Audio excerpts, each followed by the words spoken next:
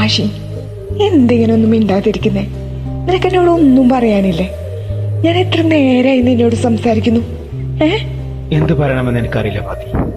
നിന്നെ എനിക്ക് വേണം, വേറെ ഒന്നും എനിക്കറിയില്ല.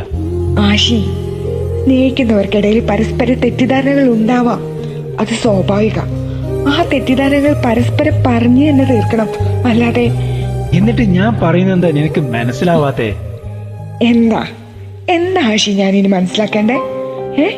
കൂടെ ജോലി ചെയ്യുന്ന പയ്യന്മാരോട് അടുത്തിടപഴകുന്നത് നിനക്ക് ഇഷ്ടമല്ല, അവരോടൊന്നും മിണ്ടാൻ പോലും പാടില്ല. സാരമില്ല, പോട്ടെ, നിന്റെ ഇഷ്ടം പോലെ ഞാനത് കുറച്ചു. എന്നിട്ടിപ്പോ പുതിയതും കണ്ടുപിടിച്ചോണ്ട് വന്നേക്കുവാ, ബോസിന്റെ കൂടെ കറങ്ങാൻ പോകരുതെന്ന്. ആഷി, അതെന്റെ ബോസാ, ഞാൻ അവരുടെ സെക്രട്ടറിയാ. ഒഫീഷ്യലായി പല മീറ്റിങ്ങുകളും പങ്കെടുക്കാനുണ്ടാവും. അതിനെതിരെ എന്നാ പിന്നെ ഞാൻ എന്താ ചെയ്യാ? ഫാത്തി, നീ എന്തെന്റെ മാനസികാവസ്ഥ മനസ്സിലാക്കാതെ? ഇനി അയാളുടെ കൂടെ കണ്ടു, അവിടെ കണ്ടു, ഇവിടെ കണ്ടു എന്നൊക്കെ എന്റെ ഫ്രണ്ട്സ് വന്ന് പറയുമ്പോ തോലി ഇരിഞ്ഞു പോവാ. അവരോട് ഞാൻ എന്താ പറയാ? ആഷി, നിനക്കറിയില്ല എന്നെ, ഞാൻ അത്രയ്ക്ക് മോശം പെണ്ണാണോ? ഇത്രയും വർഷത്തെ പ്രണയത്തിനൊടുവിൽ അടുത്ത മാസം നമ്മുടെ കല്യാണം.